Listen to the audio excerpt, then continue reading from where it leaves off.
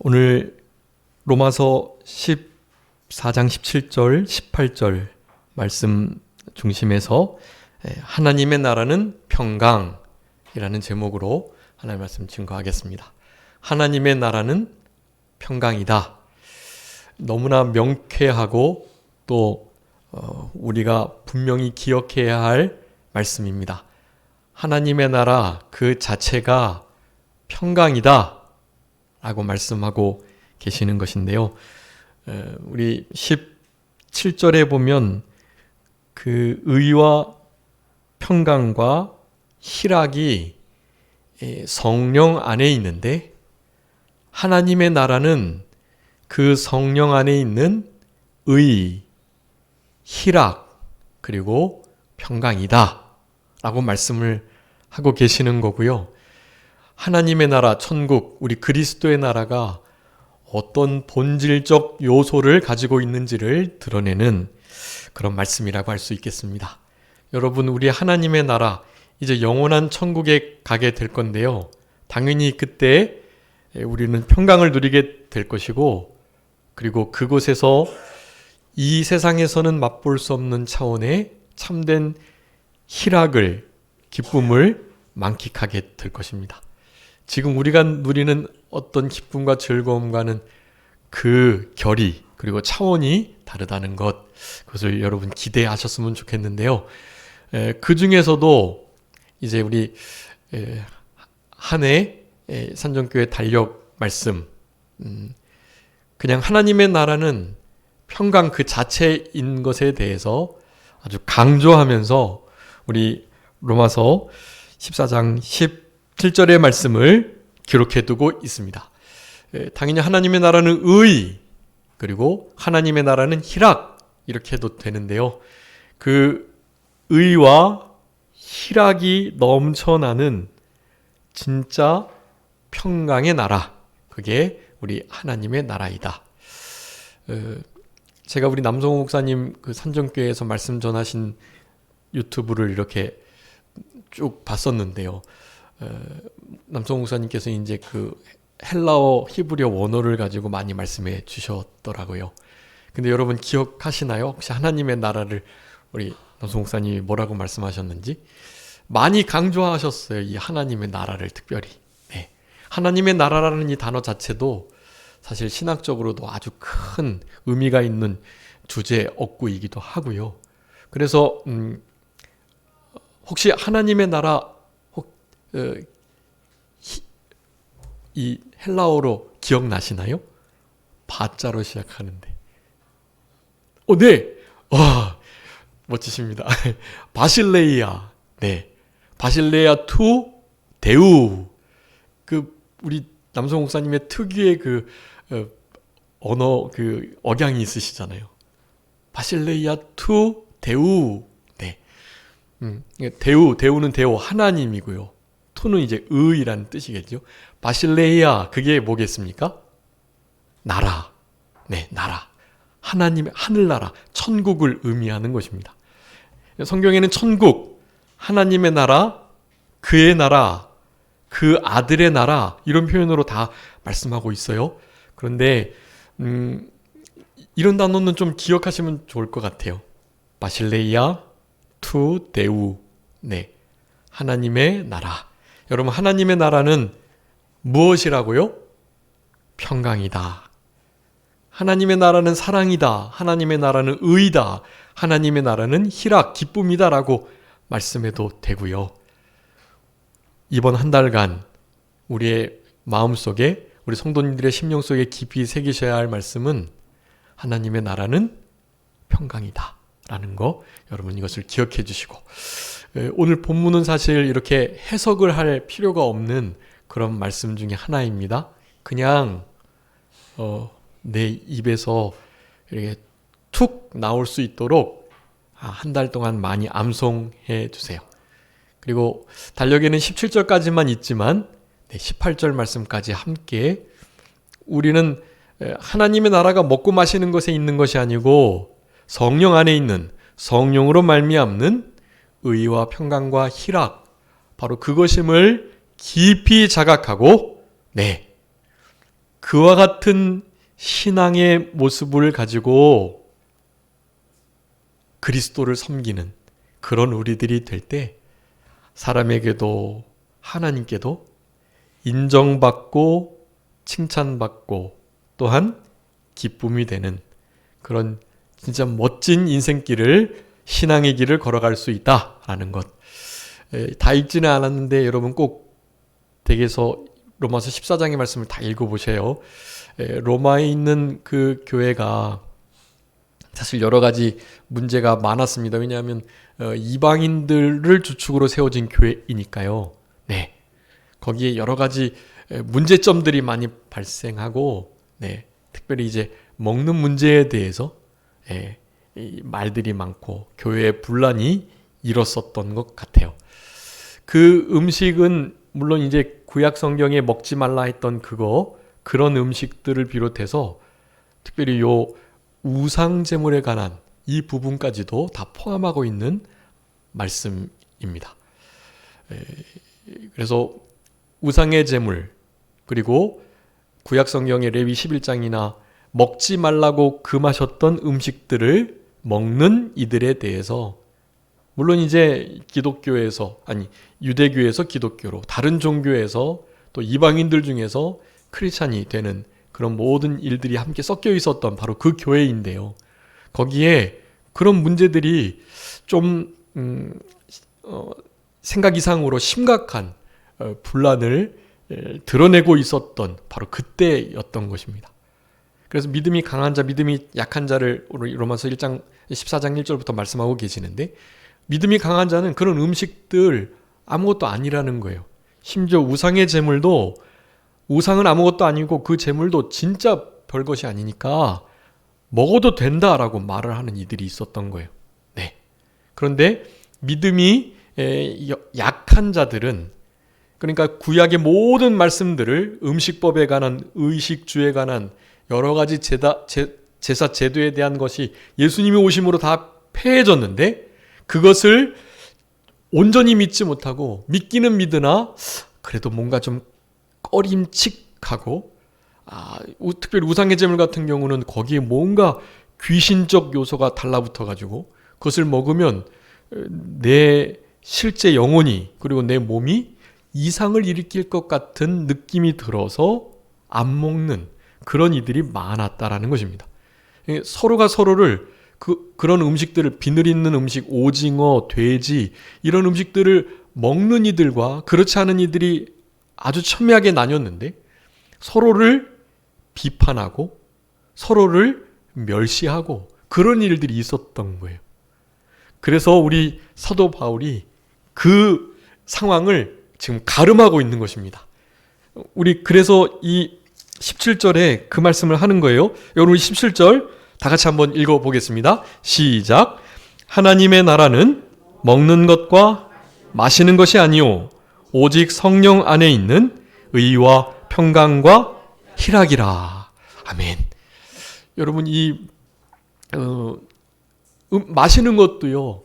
그러니까 그 팔레스타인 중동 지역은 우리가 잘 아시는 것처럼 물이 귀했기 때문에요.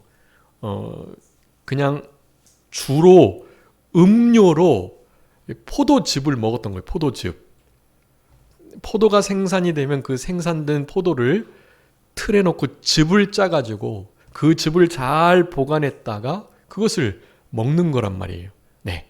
그러면 당연히 그 포도즙은 뭐가 되겠죠? 산화돼서 접해가지고 알코올기가 생기고 그러니까 그게 흔히 말하는 포도주가 되는 거예요. 포도주. 네. 우리 예수님이 가나 혼인잔치에서 첫 이적을 행하셨는데 그 첫 이적이 무엇이었죠? 물로 포도주를 만든 거였죠. 여러분 그 헬라어 원어에 보면 포도주가 아니라 포도즙이에요. 포도즙. 네, 즙이라고 나와 있습니다. 우리 예수님이 술 만드셨으니까 술 먹어도 된다. 뭐 그렇게 생각하는 그리스도인들이 많더라고요.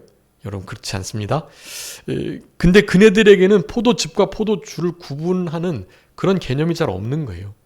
그냥 포도즙을 잘 짜놓고 보관해두면 술 맛이 나는, 알코올 맛이 나는 음료가 되는 거죠. 그래서 그렇게 먹었던 거예요. 여러분, 그렇지만 구약은 분명히 금하고 있습니다. 독주를 금하라고. 그러니까 알코올을 위한, 술을 위한 술 담근 거, 그런 것을 먹으면 안 된다고 명확하게 말씀해 주고 계세요. 잠언에는 뭐라고 말씀합니까? 사람이 실수하고 사람이 너무나 이렇게 좀 형편없는 상태에 빠지게 되는데, 어떤 자들이요? 술 취한 자들이 그런 상태에 놓이게 된다. 네. 나는 눈을 뜨면 다시 술을 먹겠다. 술을 먹은 상태에서 쓰러지고 넘어지고 다치고 누구한테 맞고 이래도 전혀 괜찮은데, 그러고 난 이후에도 또 그리하겠다라고 말을 하는 바로 그네들에게 우리 잠언의 말씀은 뭐라고 명령하고 계시냐 하면, 술을 마시는 것이 문제가 아니라 포도주 뭐 하지도 말라고요? 네, 아니 취하지도 말라는 건 당연한 거고요. 포도주 뭐 하지 말라고요? 보지도 말아라라고 말해요. 보지도 말아라. 여러분, 그것이 하나님의 선하신 뜻이에요. 술을 실제로 이렇게 원래 드시면 안 돼요. 그런데 우리의 일상적인 삶 속에 술을 또 담배를 또 그 외에 주색 잡기 여러 가지가 있잖아요. 실제로 사회생활을 하는 것에도 영향을 미치는, 신앙생활할 때는 더욱더 그리한 그런 것은 실제로 성경에 기록되지 않아도 그것을 금하고 멀리하고 또 철저히 끊어내는 일이 필요한 거예요. 네. 그렇기 때문에 하나님의 선하신 뜻을, 온전하신 뜻을, 그리고 그 기뻐하신 뜻을 찾는 것이 진짜 하나님의 자녀의, 예수님의 제자의, 흔히 성도라고 일컬어진 거룩한 무리에 합당한 그런 삶의 모습이라고 할 수 있겠습니다. 네.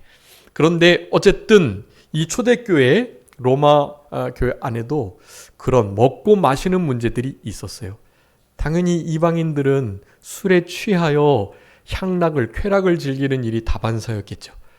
그런 부분에 대해서 아무리 음료라 하지만 그런 술들을 금하는 태도들, 그것이 중요하다는 것을 사도 바울도 강조했고, 또 그 교회를 지도하는 지도자들이 늘 그런 부분들을 생각하면서, 우리나라의 초기 기독교를 전래되었을 때 선교사님들이 가장 강조했던 게 뭐냐 하면 바로 그 주초의 문제예요.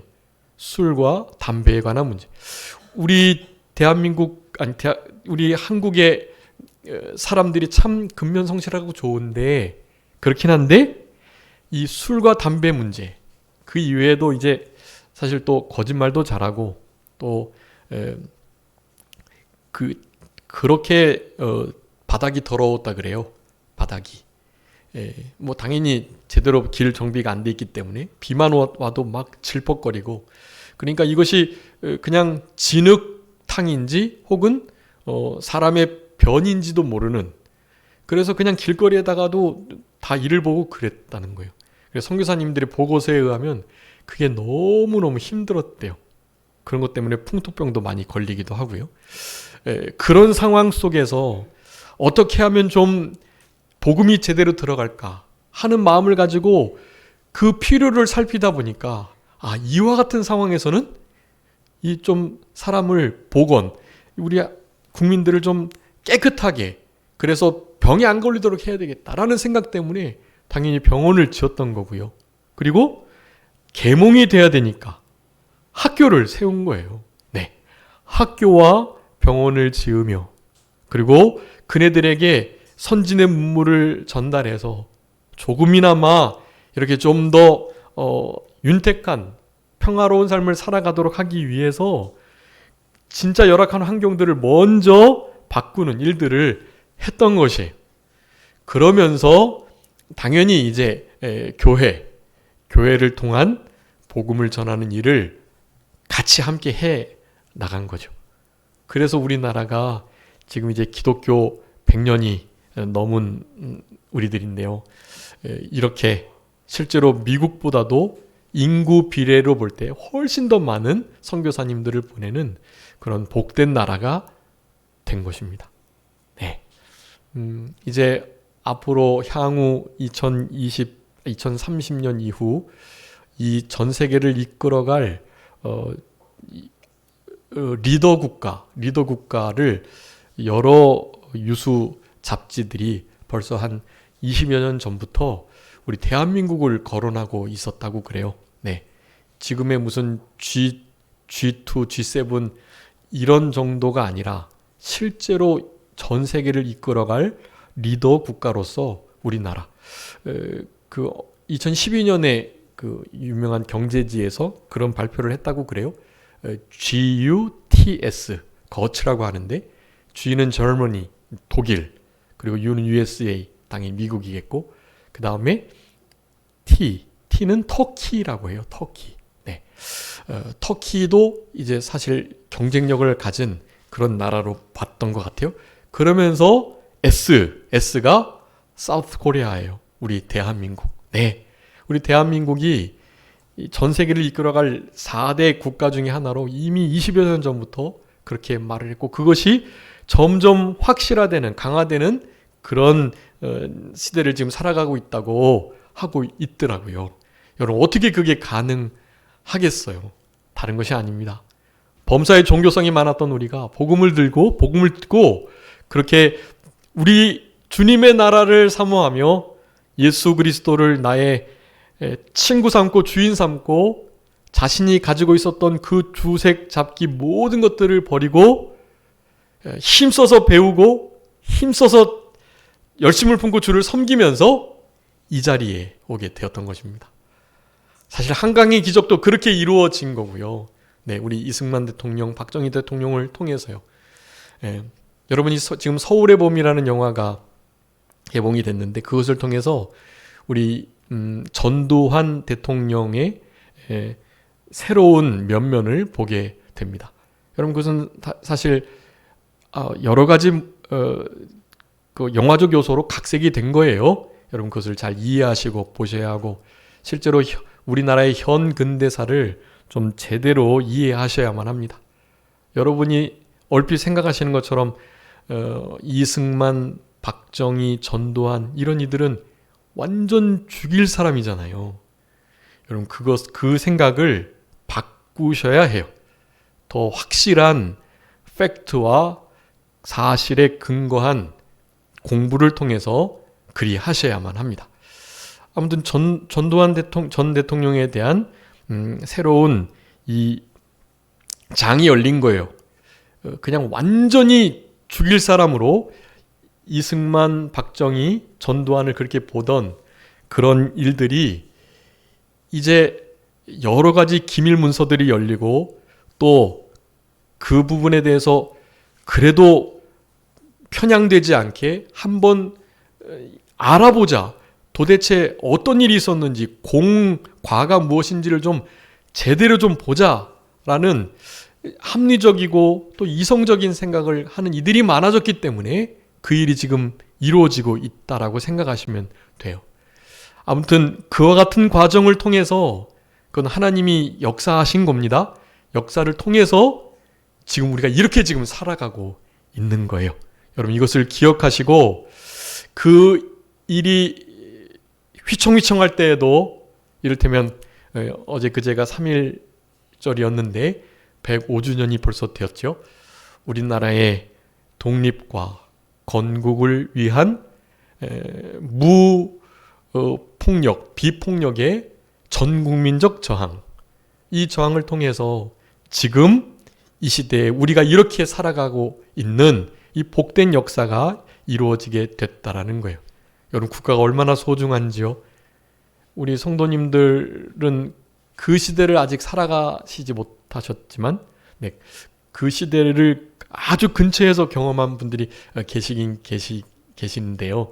그래도 대부분은 다 당연히 경험하지 못했을 거니까요.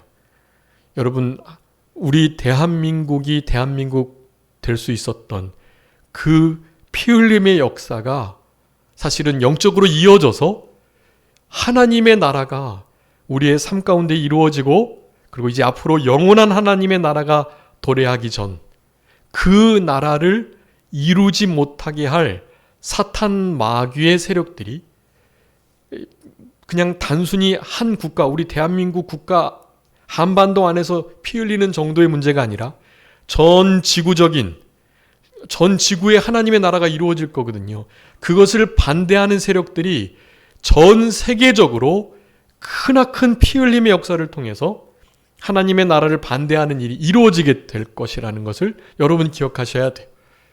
그리고 그 나라가 궁극적으로 우리나라도 대한민국이 이렇게 바로 잘 섰던 것처럼 그 하나님의 나라도 이 땅에 바로 잘 서게 될 거예요.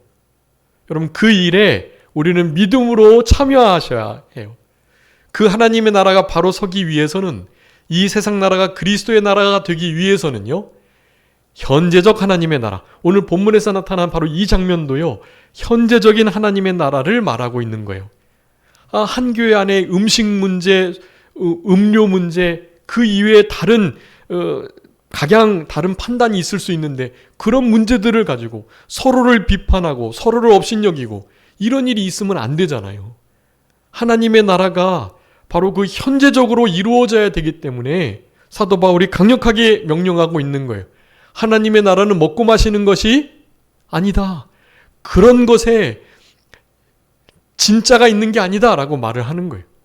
하나님의 나라는 먹고 마시는 것 아니고 무엇이라고요? 평강이다 라는 거예요. 평강. 어떠한 일이 있어도 평강을 잃어버리시면 안 돼요, 여러분.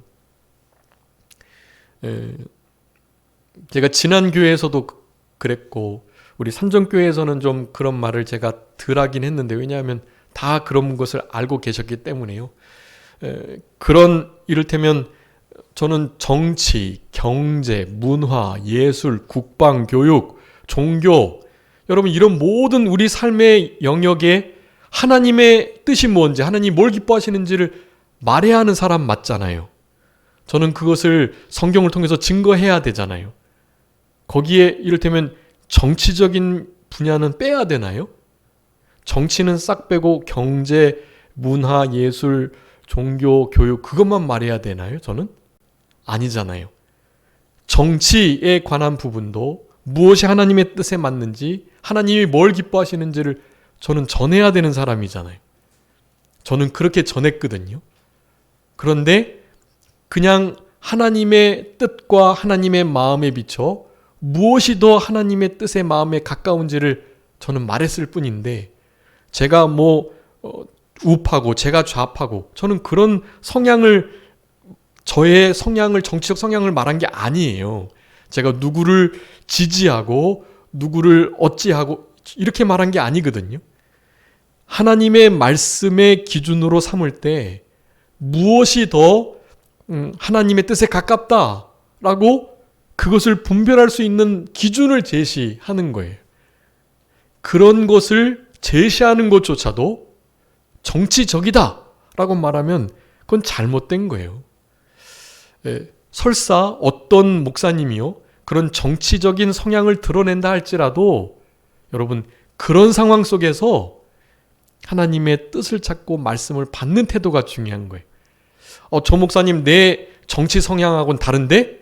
라고 마음을 갖는 순간 마음을 닫고 그 말씀을 하면서 결국 증거할 하나님의 말씀을 듣지 않는다면 그것은 성도님들이 손해가 되는 거죠. 네. 그렇기 때문에 내 정치 성향과 반대의 성향을 가진 성도나 목사가 있을지라도 무엇을 잃어버리시면 안 돼요? 평강을 잃어버리시면 안 된다는 거예요. 평강을. 희락을 잃어버리시면 안 돼요. 기쁨을. 여러분, 이것이 내 신앙을 지키고 내가 그 모든 순간과 그 시간을 통해서 하나님의 뜻을 찾고 실제적인 유익을 누리는 복된 방법이 그게.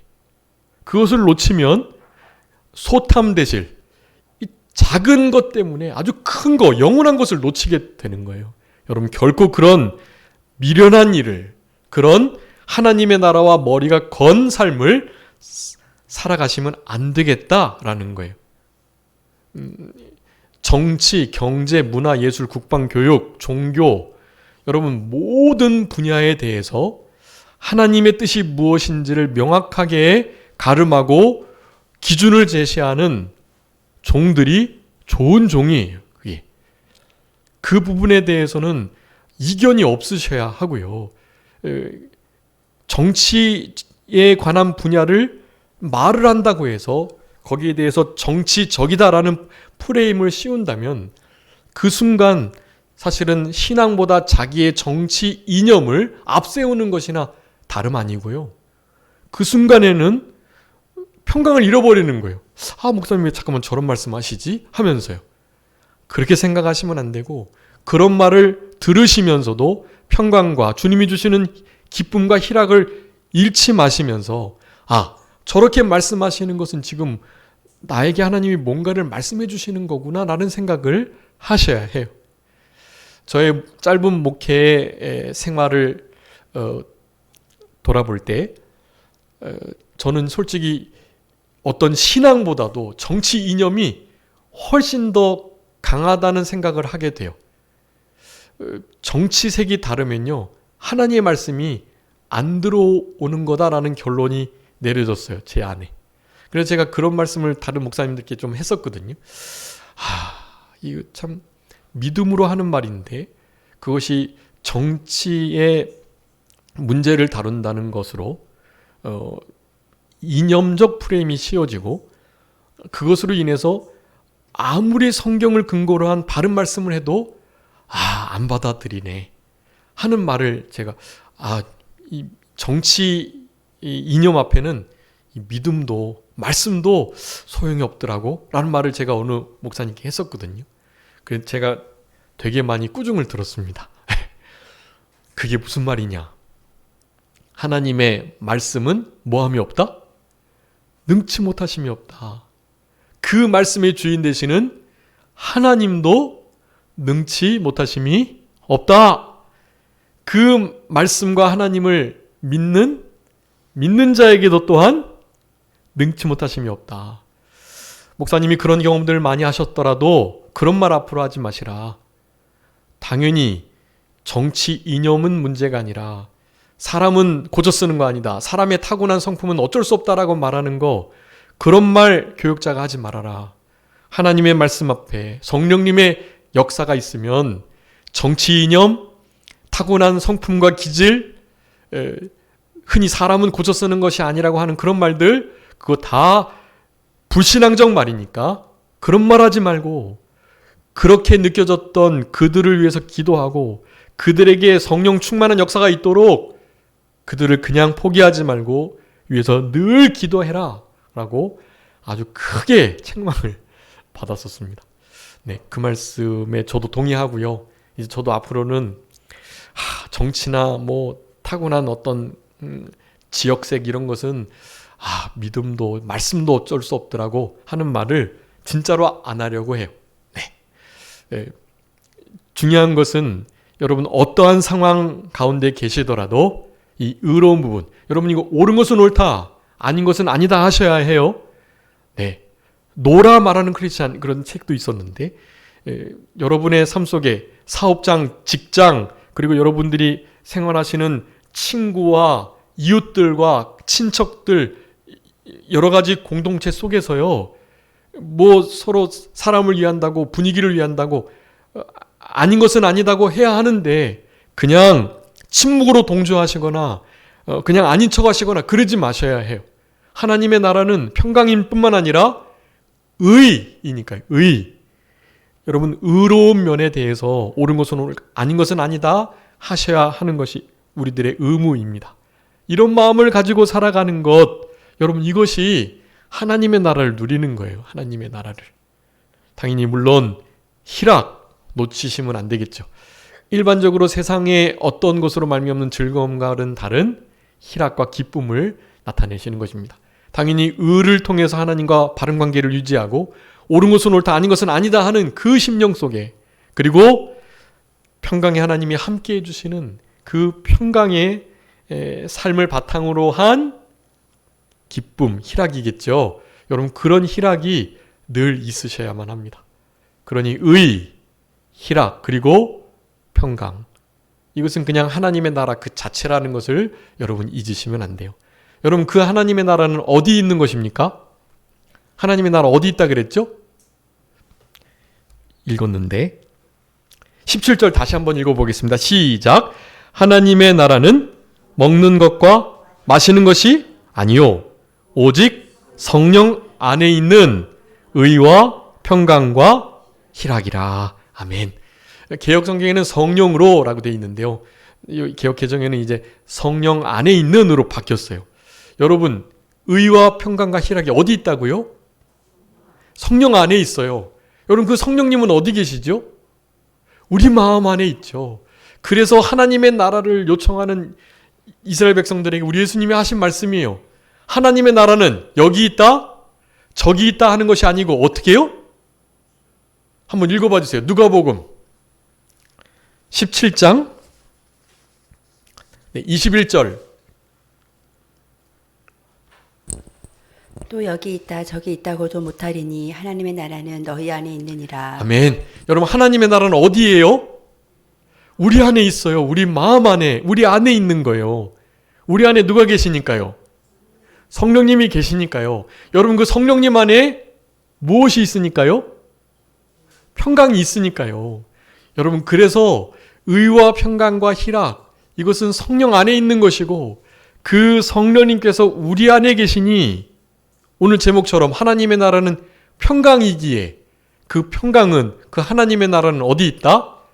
우리 안에 있다라는 것입니다. 우리 안에, 성령님 안에 있는 것이 하나님의 나라, 의와 평강, 희락인 거예요. 여러분, 이것을 어떠한 상황 속에서도 잃으시면 안 돼요. 여러분, 아닌 것은 아니다 하셔야 하고 주님이 주시는 참된 평강을 세상이 줄 수도 빼앗을 수도 알 수도 없는 그 평강을요 늘 유지하셔야 돼요. 사탄 마귀는 그것을 어떻게 하든지 뺏으려고 해요. 의롭지 못하도록, 그냥 불의하도록. 네. 그리고 그 평강을 놓치고 불안하고 늘 의심하고 낙심하고 그렇게 살아가도록 한다니까요. 기쁨? 이 시대에 무슨 기쁨이에요? 우울감이 나름의 트렌드예요. 우울증이 없는 사람이 없다 그러죠. 당연한 거라고 말해요. 여러분, 다른 것은 몰라도 그리스도인들은 그러면 안 돼요. 하나님의 나라가 임해 있는데, 여러분. 자, 하나님의 나라라는 말씀을 들을 때마다 생각하셔야 돼요. 하나님의 나라는 뭐다? 평강이다. 그 하나님 나라는 어디 있다? 우리 마음 안에 있다. 성령 안에 있다라는 것을 여러분 기억하시고, 여러분 그냥 하나님의 나라 생각을 하시면, 자, 그거를 기억하셔야 돼요. 우리 안에 있다. 성령님 안에 있다. 그 하나님의 나라는 의도, 평강도, 희락도 그냥 되는 것이다. 이 꼴 똑같은 거예요. 그게 그렇게 하면서 하나님의 나라를, 천국을 성경에 말할 때요 꼭 기억하셔야 할 것이 바로 통치라는 개념이에요. 통치. 뭐라고요? 통치. 네, 여러분, 하나님의 나라는 성령 안에, 우리 안에 있는데 하나님의 나라는 곧 평강인데요. 하나님의 나라는 곧 우리에게 통치라는 단어를 생각하게 하는 중요한 단어입니다.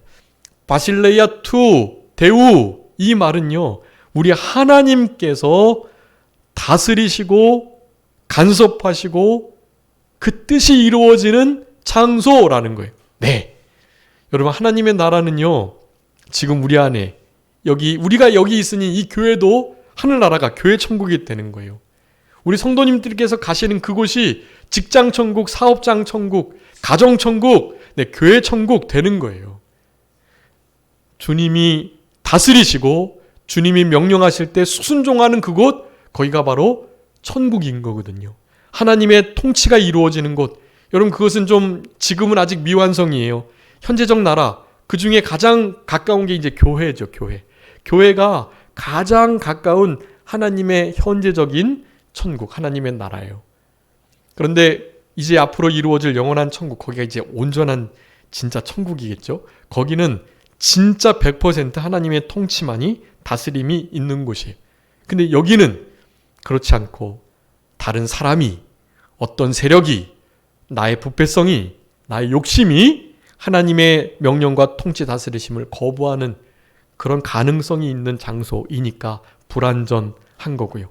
그런 싸움이 있기 때문에 이 현재적 교회는, 이 현재적인 하나님의 나라는 투쟁적인 천국이다. 쟁투적인 그런 교회다라고 표현을 하는 거예요. 하나님의 나라를 취하는 것을 우리 예수님은 천국을 뭐 하는 자로 표현하냐면 침노하는 것으로 표현하는 거예요. 하나님의 나라를 얻는 자들은 천국을 침노하는 자들이 얻겠다라고 표현했던 것은 그런 영적 전쟁을 포함하고 있기 때문에 표현을 하고 계시는 것입니다. 네, 여러분 그런 태도로요. 하나님의 통치 그리고 평강, 의, 희락 내 안에 성령 안에 하나님의 나라가 있다는 것을 여러분 기억하시면서 여러분 그 나라는 먹고 마시는 거 아니에요. 다른 것으로 정죄하고 비판하고 신앙의 노선을 따라서 또 자기의 신앙의 어떤 판단을 따라서 그렇게 이루어지면 안 되는 곳 거기가 교회고 거기가 천국이라는 사실을 여러분 기억하시면서 그렇게 18절에 이로써 그것이 그거예요. 그렇게 의와 평강과 희락을 성령 안에서 누리는 하나님의 나라를 가지고 살아감으로써 그렇게 그리스도 우리를 위해서 죽어주신 그분을 섬기는 자 여러분 그런 자가 하나님을 어떻게 하신다고요? 기쁘시게 한다. 사람에게는요 칭찬을 받는다. 하나님께도 당연히 칭찬을 받고요. 또 그런 자들은 사람들도 그런 사람들을 좋아하고 즐거워해요. 그런 사람들과 함께 있고 싶어 하고요. 여러분 이렇게 분명한 태도를 선명한 하나님의 나라 백성의 태도를 가지시고 남은 때를 살아가시는 우리들이 되셔야 되겠고 여러분 하나님이 계신 그곳 통치하시는 그곳이 천국이고요. 하나님 앞에 하나님 우편에 무엇이 있는지를 여러분 한번 말씀 읽어보겠습니다. 시편 16편 우리 마지막 절 16절인가요? 한번 읽어봐 주세요. 시편 16편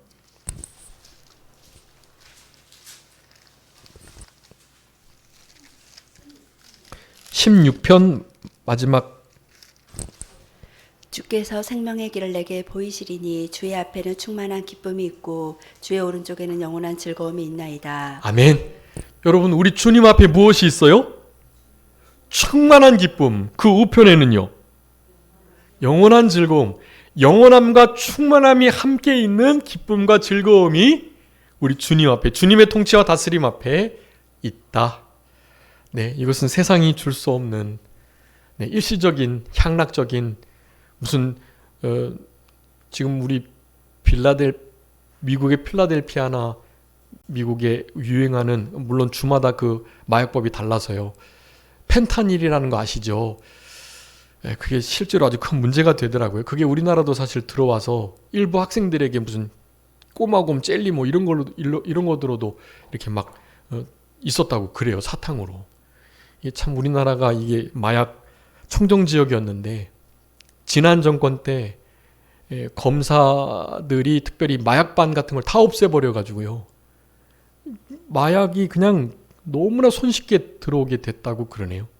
다시 지금 그 한동훈 씨가 이렇게 그 부분을 다시 살리고 뭐 한다고 해서 지금은 좀 어떨지 모르지만 만약에 마약에 관한 연루가 되면 전혀 구제 없다. 아주 그냥 단호하게 막 최고형을 내린다고 이제 하는 그런 일들을 했다고 제가 듣긴 했는데요. 어쨌든 한번 무너진 것은 쉽게 회복이 어렵습니다. 네, 진짜 남이 주는 사탕이나 그런 거 정말 조심해야 되고요. 지금 이제 옛날에 사탕 같은 거로 전도도 많이 했었는데 이제 사탕으로 전도 못하고 학교 근처 반경 500m 떨어져야 하고 그 학교에 보안관이 믿는 분이면 우리 장로님처럼 좋은 분이면 그러면 이제 전도하기가 조금 쉬운데요. 그렇다고 그냥 다 용인할 수는 없고요. 하는 일이 이제 그런 것들 잡상인 출입 금지시키고 이제 전도하는 목사나 전도사도 이제 세상으로 볼 땐 잡상인들이죠. 자기네 교회 수 늘리려고 하는 그런 모습으로밖에 안 보이니까요. 근데 우리는 그런 게 아니라 그 영혼을 사랑해서 예수님 믿게 하고 구원받게 하는 일에 불타니까 구령열정 불타니까 하는 거지만요. 어쨌든 그런 시대 속에서 사실 전도하기가 어려운데 그 전도의 용품 물품마저도 이제는 함부로 사용하기 어려운 그런 때가 되는 시대를 우리가 지금 살아가고 있습니다. 이따 광고 드릴 거지만 우리 지금 이제 남성호 목사님 때 해놓았던 이제 그 전도 물품 다 썼거든요. 이제 마지막 이제 그 소금 구운 소금 그거로 이제 조금밖에 못할 것 같아요. 전도지하고 구운 소금 이렇게 얇은데요. 그거를 함께 일주일에 적어도 5사람에게, 하루에 한 사람에게, 한 영혼에게 그거를 꼭 하나씩 전달해 주세요. 그래서 묶음을 제가 이렇게 묶어놨는데요. 5개씩 묶어놨어요. 5개씩 싹싹 가져가셔가지고 하루에 꼭 한 사람에게 예수님 믿으시라고 간절하게 기도하고 성령님을 의지하시는 마음으로 여러분 전도해 주시면 감사하겠습니다. 여러분, 그런 것이 하나님의 나라를 확장시키는 일이에요. 내 안에 있는 이 기쁨과 즐거움과 영원한 기쁨과 즐거움, 이 충만한 기쁨과 즐거움을 전하지 않으면 견딜 수 없으니까요. 그 평강을 어떻게든지 나눠주려고 하는 그 마음으로 살아가시는 거예요. 이제 3월이 됐습니다. 이제 전도하는 일에 힘써주시고, 그리고 우리 주보에 함께 끼워두었는데요. 성경 공부하는 그 일들. 그리고 여러분, 오늘 주보 보면 제가 오늘 본문의 말씀을 이렇게 요약 안 해놓고 제가 우리 지금 이제 성경과 삶이라는 성경 공부 이제 할 건데, 거기에 핵심적인 내용이 일단은 귀납적 성경 공부예요. 귀납적으로 성경 읽고 묵상하고 공부할 거거든요. 네. 그래서 그 귀납적 성경 공부가 어떤 것인지를 제가 설명해 두었어요.